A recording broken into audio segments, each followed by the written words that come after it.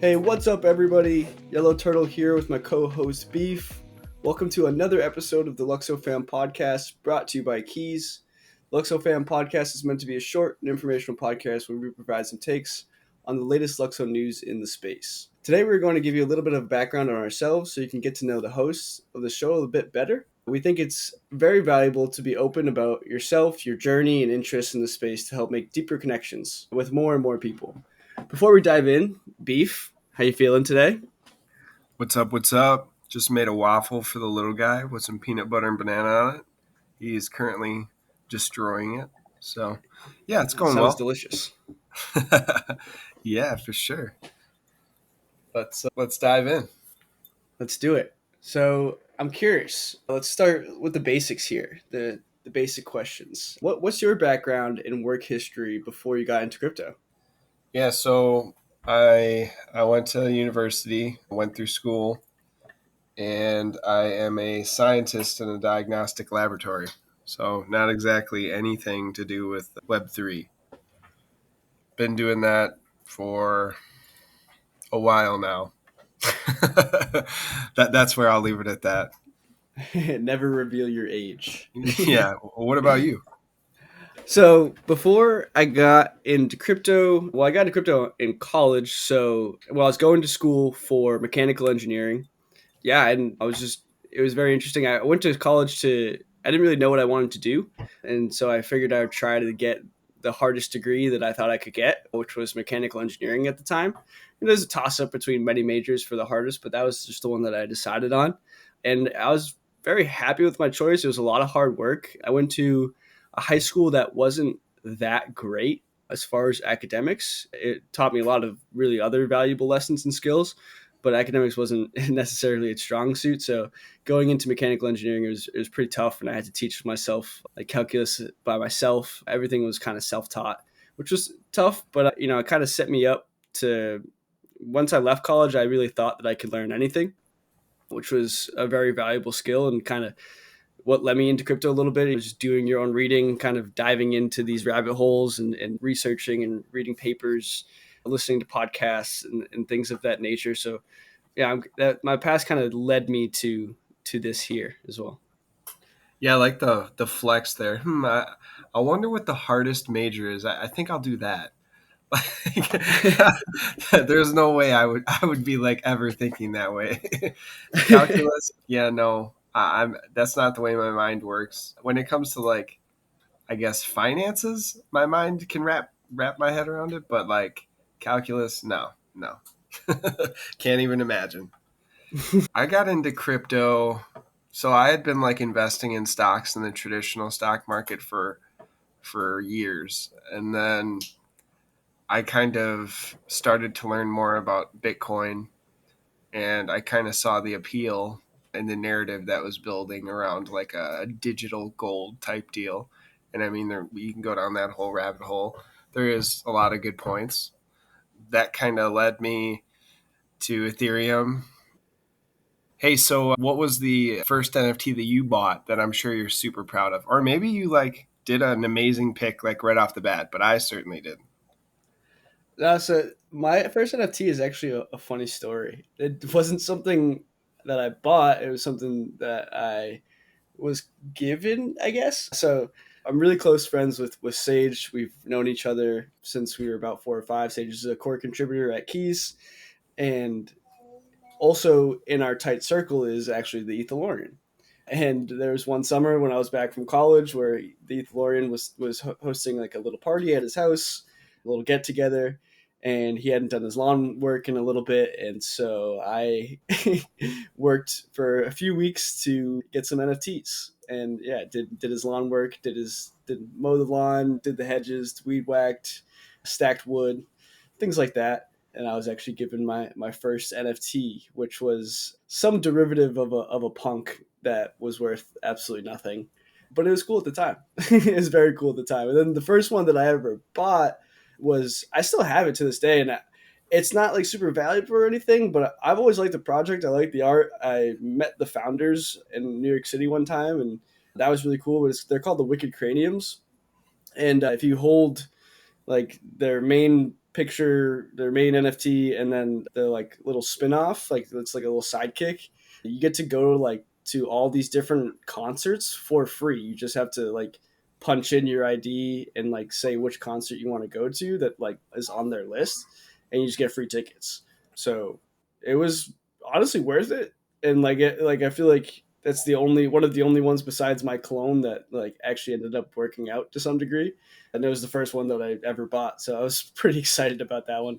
And they're super cheap still, yeah, but actually have utility, which was surprising. How about you though? What was your first NFT?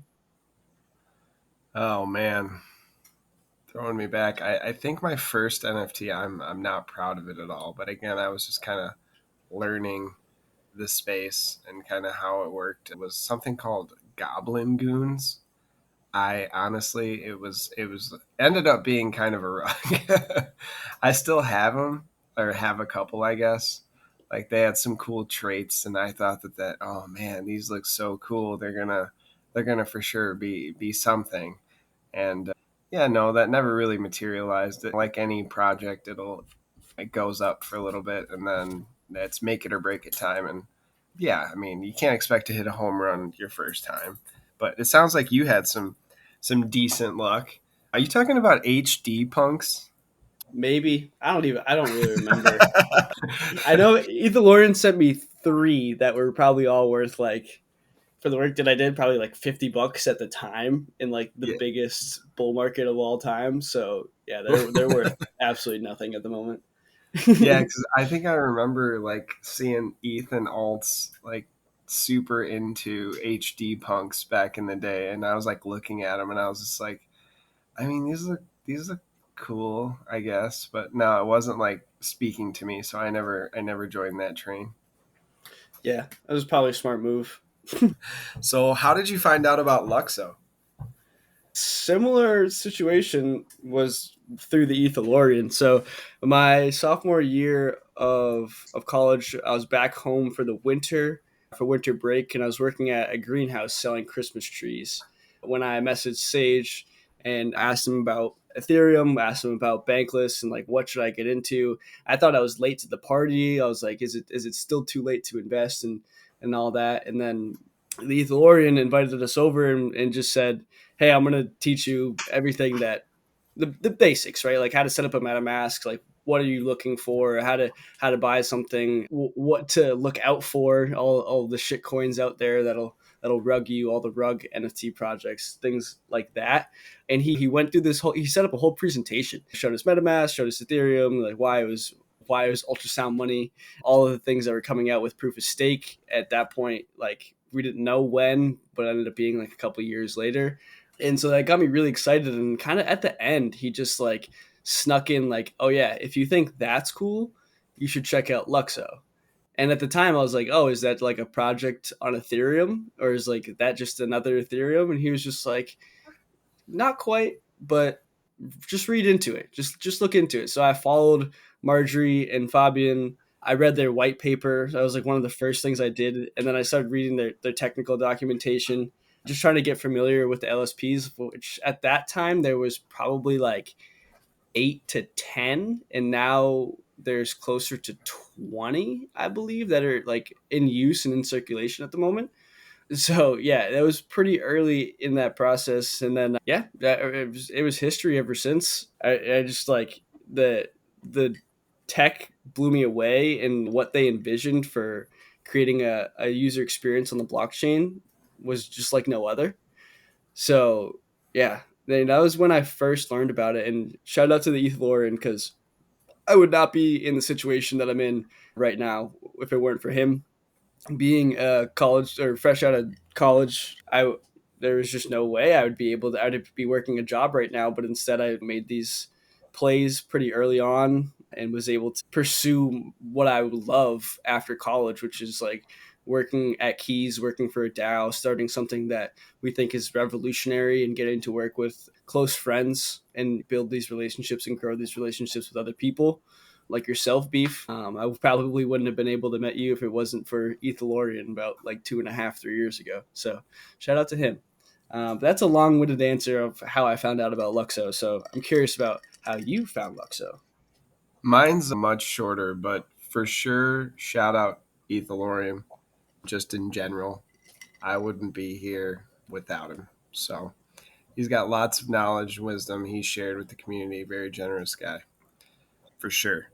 As far as how I got into Luxo, though, yeah, that's definitely alts. I first saw alts shilling it, and I didn't know much about it. He's pretty good at shilling, though, so he kind of got me interested. And then I looked into the white paper. I can't remember if I looked into the white paper first or heard about the Rico first, but I was too scared to like buy it right away because I didn't completely understand yet, because I'd really only stuck to Bitcoin and Ethereum how like Uniswap worked. So yeah, I just remember like my technique like shortly before that was to just like KYC different exchanges just so I could get the different coins that they offered, because I just didn't know about Uniswap yet. I was pretty much like on my own as far as crypto.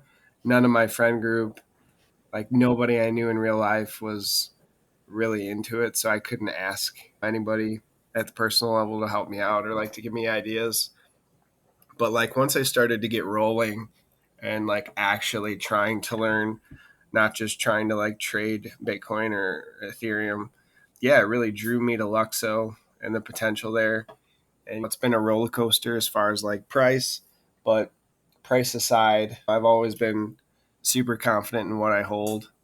And yeah, there's times where traders are bragging in your face, like, oh, you should have traded that. You would have doubled your bag. Well, every time I trade, it never works out in my favor.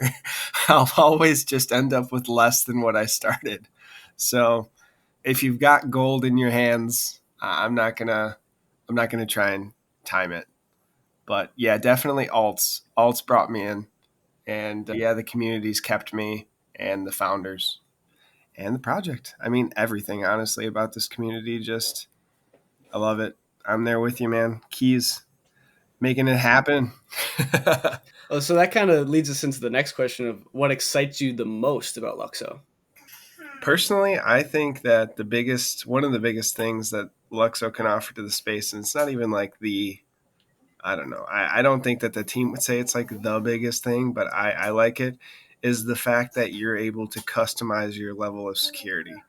And when you make your decision on what you want to use, whether it be like a multi-sig, 2FA, password recovery, traditional method kind of reset thing, you can choose something, and then down the line you can choose to add on to it without having to make like a whole new address, a whole new wallet.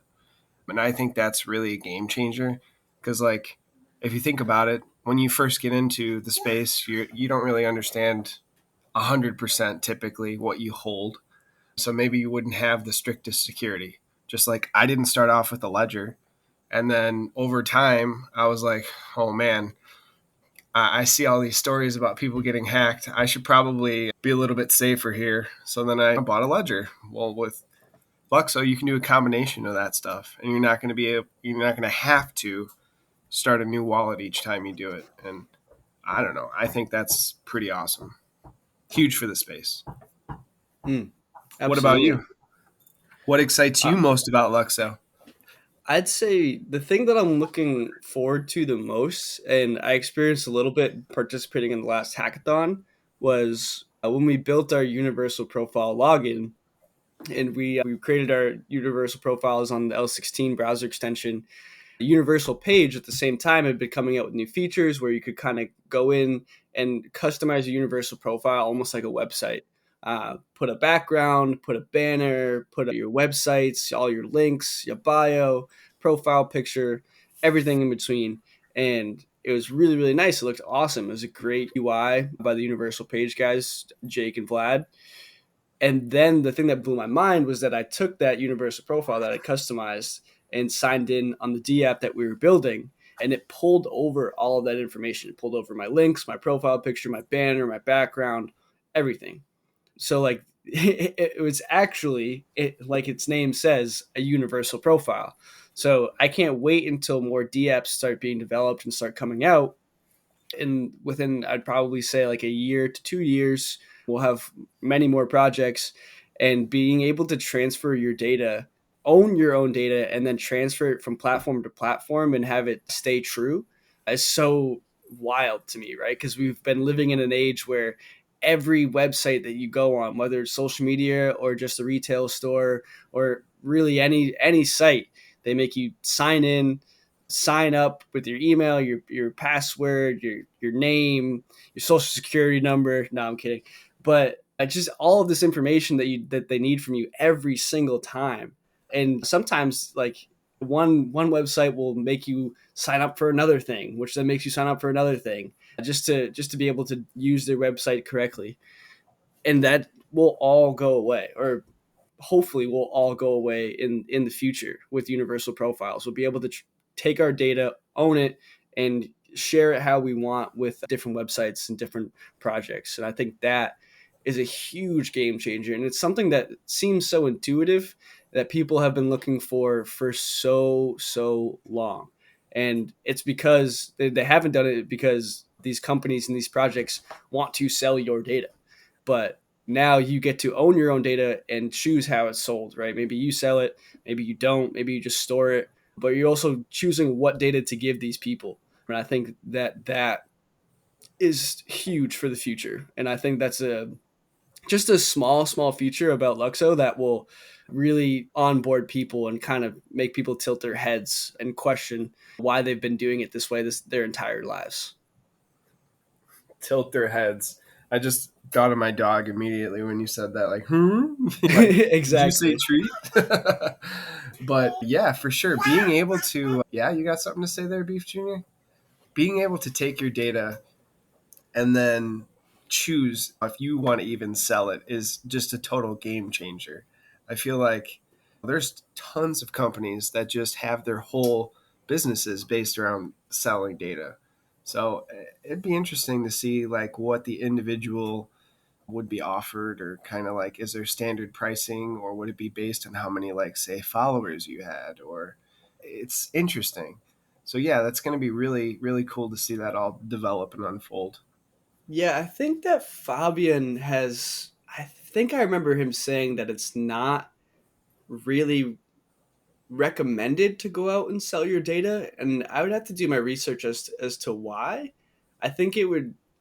I think his reasoning was pretty much like, how much realistically are like you're just you gonna sell your data for? Like 10, $15, and like that's all it's worth to you, like versus like you can store it and keep it and do different things with it yourself versus going out and selling it for like a super small price. Because like I'm not a giant celebrity. Like my data isn't worth much, but my data across an entire network of people then shows trends and things like that help a business. So that's why it's valuable.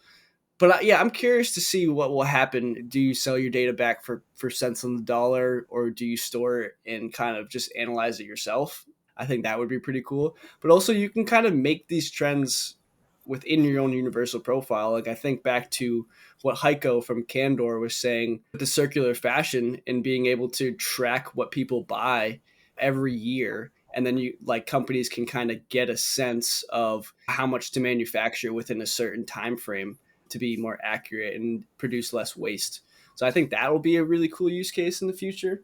But yeah, I'm just excited for it. Yeah, so I'm curious, Beef. You've been in the space quite a while. You got pink pilled by alts way back when. How many people to this day do you think you have pink pilled and brought in to the space? So I don't know. I feel like kind of it's kind of like a stereotype, I guess, when you kind of get into crypto and you find something that you really are into and really like think that it's something, you kind of talk about it a lot. So yeah, I kind of pulled in people from around me in my personal life, kind of worked on my pitch, and spoke with each of them. And yeah, I probably have brought 5 or 6 people in real life to take the pink pill. And as far as like on Twitter, I I mean, I've had people DM me and ask me questions, and then I've like commented stuff on different artists like pages, but I don't know. I Who knows if I was the true reason, but all I care is I just want to get the word out there online, and then if somebody like if it makes them interested, like how alts made me interested, I hope that they'd follow a path like I did and actually try and learn why he's talking about it that way and like what it means and then not be afraid to ask questions because like I mentioned before, I had nobody to really ask. So it was just kind of Googling and then Reddit and then Twitter, just like searching different things and then experimenting. And I'm happy I never got like hacked or anything like that. So if there's anybody listening and you're just coming into the Luxo space or crypto in general and you found the diamond that is Luxo, you can always join the KEEZ Discord or message Yellowturtle or I, and we'll definitely get you pointed in the right direction. NFA. What Absolutely. about you? How many pills have you been distributing? Are you a pharmacist or what?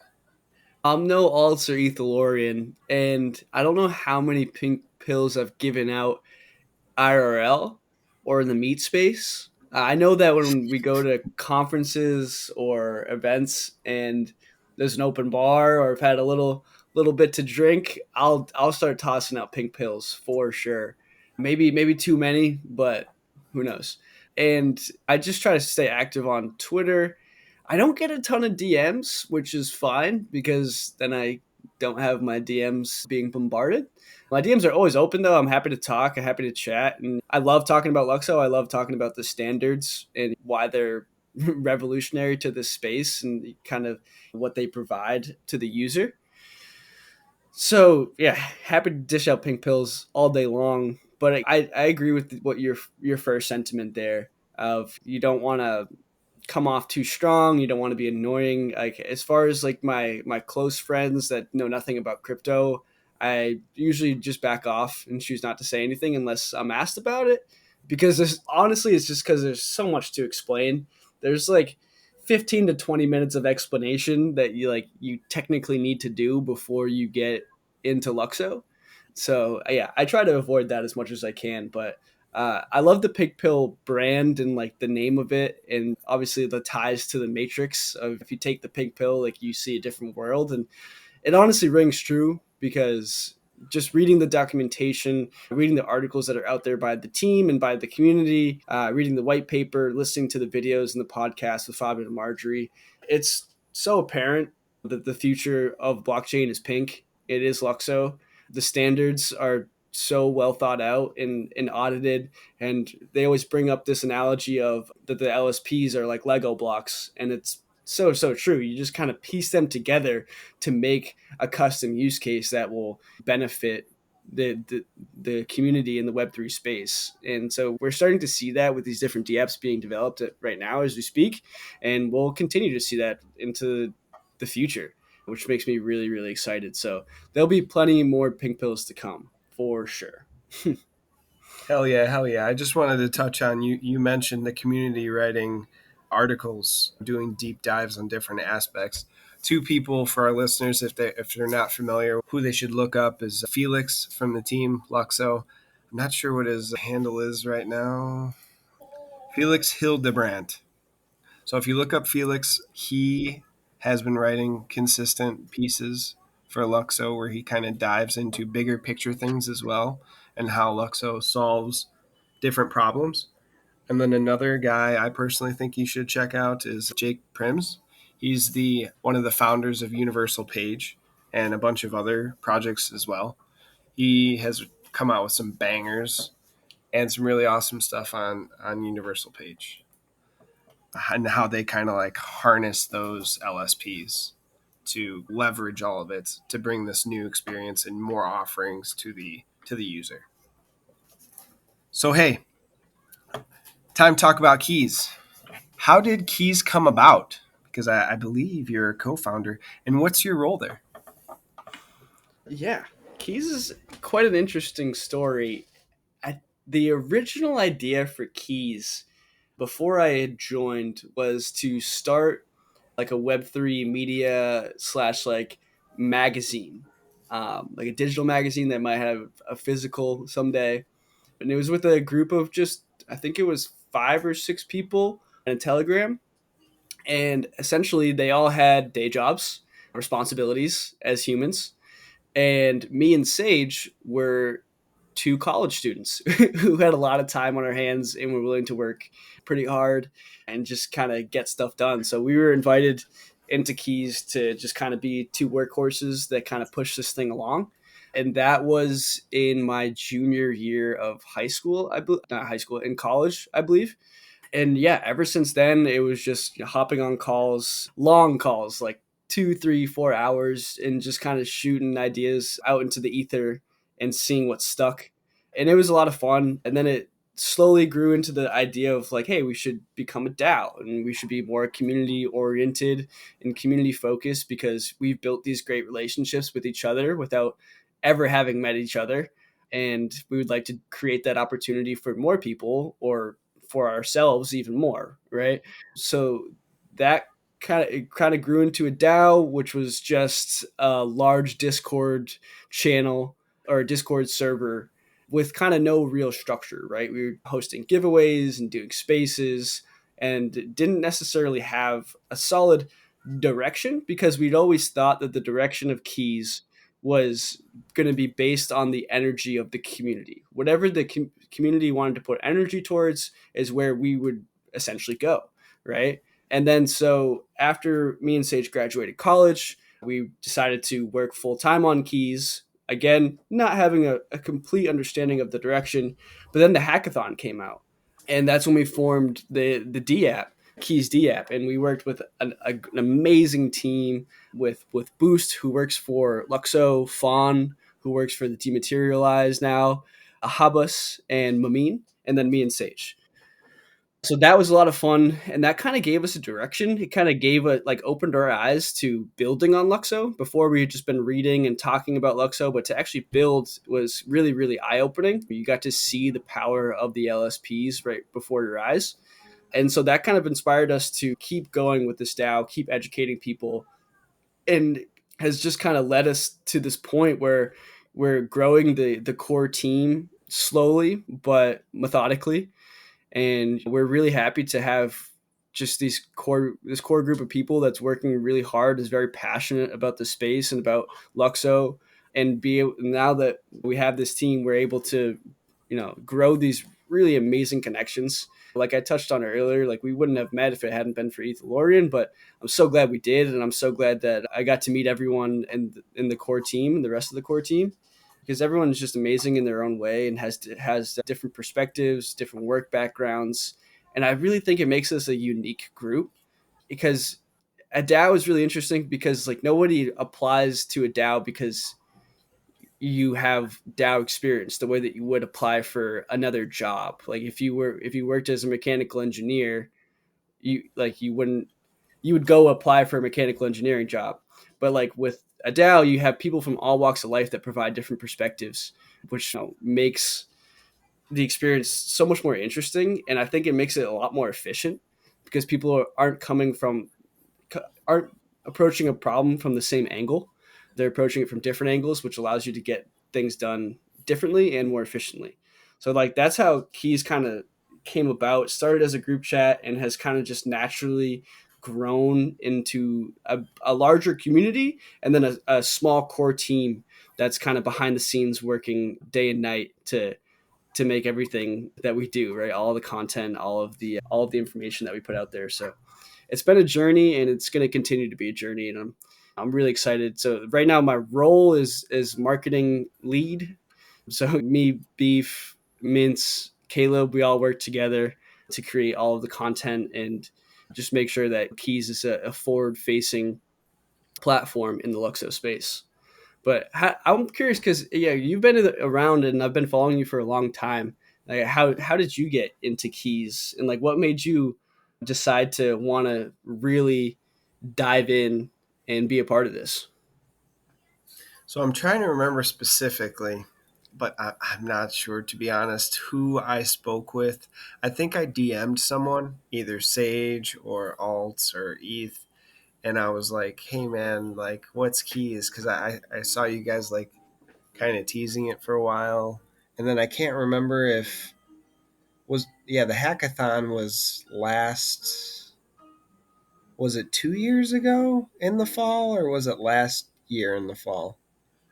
I can't remember, but then I kind of saw that, and then I think it was like this December or this like January, this past January, you guys had teased like something else that really like caught me, and I was like, that's it. Like I'm gonna for sure just see what I can do. So then yeah, I just kind of DM'd somebody or multiple people, and then kind of kept asking like, well, what can I do? What can I do? And marketing for me seemed to make the most sense just because I felt like through my interactions with at least the Twitter side that I could do a decent job that way. And I really didn't know much about the other facets of KEEZ yet. But yes, the more and more I kind of have been involved, I learned about the different departments, and I don't know if you've noticed, but I kind of joined all the different groups in Discord, or at least all the ones I could, and just so I can kind of creep, I guess, and just see what's happening and kind of learn. And if I'm available to, I've done it to Sage and Marcus quite a bit, just kind of like hop in and listen to the meeting and ask questions. Try not to derail the meeting too much. But yeah, no, KEEZ has been like a great experience. I'm loving working with everybody, and yeah, it's this is awesome. I see where we're going, and our train is rolling now. So yeah, like Turtle said, I'm in the marketing department. I think my role is content manager, but we all wear different hats at different times. So I'm really happy to be working with Turtle Mints. For sure, we get the job done. Yeah, so super pumped. Are you want to change gears here? You want to Yeah. talk about something that it's exciting to hear people talk about from time to time, but we have to disclaimer it, right, Turtle? Oh yeah. None of this is financial advice. Yeah, yeah, yeah. So, what do you think that the price will be at the end of 2023 for LYX? Man, there's so many factors that could go into this. I normally don't like talking about price because feel like I'm always wrong. So definitely don't take what I'm about to say with any truth to it or any weight behind it. But I would like to see.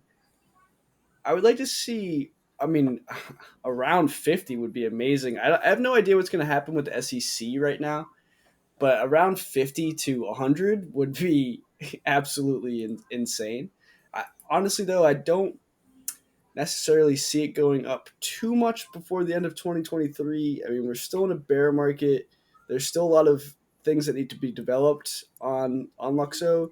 So mainnet will be fully live with universal profiles being fully functional like end of the summer, which leaves like 3 more months before end of 2023. So the chances are that DApps are fully functional before the end of the year is possible, and I think that will gain a lot of traction and move price. But I don't know how many will be and like how far along they will be as well. So I don't see price moving too much before the end of 2023. But I think that it's only up from here. Everything in the space that's been coming out has been very positive. So that's awesome to hear. How about you? What are you thinking for end of 2023? Well, before we keep going, I want to ask you a follow up question. What do you think the APR will be? Like, how many new people do you think will be validating the network? Where's that APR going to sit? That's a good question.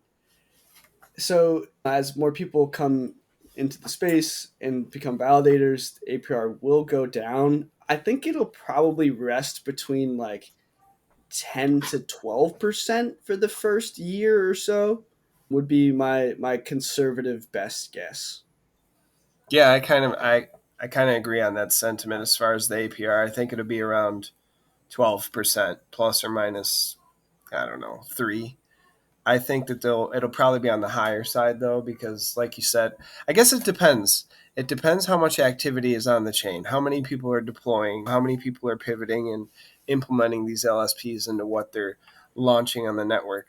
Because we know that they can launch things that are like on Ethereum right now on our network, but they won't be leveraging the LSP side of it, which is the most important side, obviously. As far as price, I'm a little bit more bullish, I guess. I know you're super bullish, so it's not the right. I'm not trying to say you're not bullish, but like as long as there's not World War III, Great Depression, or I mean, right now there's motions to fire Gary Gensler. So I mean, who knows how that all pans out? But as long as America doesn't like squash the crypto market, I think we start seeing because personally, again, NFA, I think that we're kind of seeing the bottom or damn near close to the bottom right now. I mean, how much more terrible news can come out in regards to crypto? Obviously, that other stuff I mentioned could happen, but I don't think there's much ammo left. And we haven't completely gone down and revisited levels we'd seen prior. So, yeah, I think closer to $100 probably. We'll probably have some difficulty getting to that $100 just because you know how people are with like numbers. Oh, it's getting close, and then they'll sell off before it reaches it. Oh Yeah, so yeah. I think that'll be the end of 2023. What about 2024? Fabian has said he thinks things are really going to take off in 2024. What you Oh think? yeah. I think it's straight to the moon for 2024. I mean, my my idealistic mind is saying 1,000, but that's a lot of price movement from year to year. I did watch Ethereum like actively go from like 300 to like 1,800 within a very short time, and then ran all the way up to 4,000. It just kept going up and up and up for about a year. So I'd like to see that with Luxo. We would need another bull market. I think, yeah, 500 to 1,000 would be absolutely insane. It would make me so happy. I think KEEZ would be able to buy an island and then fly our space yacht there. So yeah, I think that would be awesome. And for the APR end of 2024, hopefully it still sits around 10, but it could drop below 10 depending on how many people are validating, but I think it still will be high.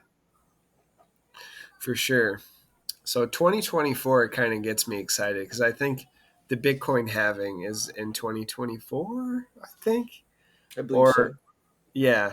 So there's the whole Bitcoin halving. People will start positioning and it'll get more bullish overall in the crypto market. So if we rocket into a bull market, like a full on raging hard bull market, like my descriptors there, I think like Polkadot during like the all time high last crypto market hit like a market cap of 53 billion. Just for an example, if we were to hit that with our starting supply of 42 million, that's $1,190 per Lux. Whew. That would be pretty dope. And I mean, no, I'm not sorry. I think his name's Gavin. I think that what Luxo's bringing to the table, what Fabian's doing, is going to be more respected in the space. So yeah, I think we can pass Dot. And if Dot can hit 53 billion, I got faith. Just gonna it'll be a roller coaster. But yeah, super excited, super bullish. Can't wait to once they open up staking again, I'm going to stake City. Hopefully with a DApp node as soon as that gets going too. I'm just waiting. Yeah, that was Yeah, fun. that'd be awesome. Yeah. All right. Well, we've So been going for quite a while. Is there anything you want to say before we sign off, or do you want to just sign us off?